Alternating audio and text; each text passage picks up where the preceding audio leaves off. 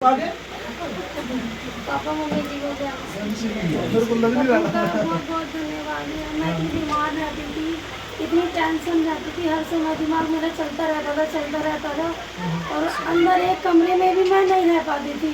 कमरे में भी इतनी परेशानी थी, दिमाग हर समय टेंशन ही टेंशन रहती थी। अब आप कहाँ से आए? आप कहाँ से आए? बड़ौदा बुराड़ी से। बुराड़ी से आए थे ना?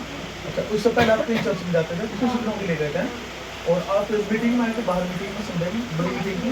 हाँ, तो आज क्या दिक्कत होती थी आपको पहले? मेरे को इतनी टेंशन रहती थी, हर समय दिमाग में चलता ही रहता था, शांति नहीं होता था। सुबह उठते ही टेंशन हो जाती थी, रात को सो तो जाती थी, सुबह उठते के साथ ही टेंशन। मैं कह रही थी मैं कभी ठीक नहीं होंगी, कोई मुझे दुनिया में ठीक कर ही नहीं सकता। इतनी तबीयत खराब, मेरी पूरी जिंदगी 14 साल से, अब मेरी 42 साल की उम्र हो गई, 42-43 साल की, अब तक मैं बीमार ही बीमार। मेरे को कभी भी शांति नहीं मिली दिमाग में। और मेरी दीदी है, ये मुझे बुलाती रहती थी, कहती थी आ जा, यहाँ आ जा, चर्च में आ जा। मैं क्या आऊँगी बहन, मैं पता नहीं ठीक होंगी नहीं होंगी।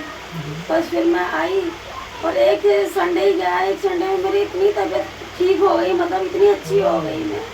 मेरा दिमाग कितना हल्का हो गया कि मेरा ना किसी से बोलने का जी करा, मतलब बाहर भी कि ये नहीं कि तो किसी से बात कर, या बात करने का जी कर रहा है मेरा। और घर में भी मैं एक कमरे में आराम से रह सकती हूँ, इतनी शांति है, बगैर बोले मैं किसी से रह सकती हूँ। मेरे को जो गुड़िया है बड़ी वाली, मैं उसके पास आकर रो रही, मैंने क्या खुशी मैं कभी ठीक नहीं हुई बाबू, मैं इतना रो रही, इतने खुशी के आंसू मेरे निकल रहे। मैं कह रही खुशी मैं बाबू ठीक हो गई, इतने दिनों बाद खुशी हुई हो ना, ठीक हुई हो तो इसलिए रो रही हूँ। तो कहते मम्मी रो मत, तुम क्यों रो रही हो, इसलिए चलो अच्छी बात है तुम ठीक हो गई।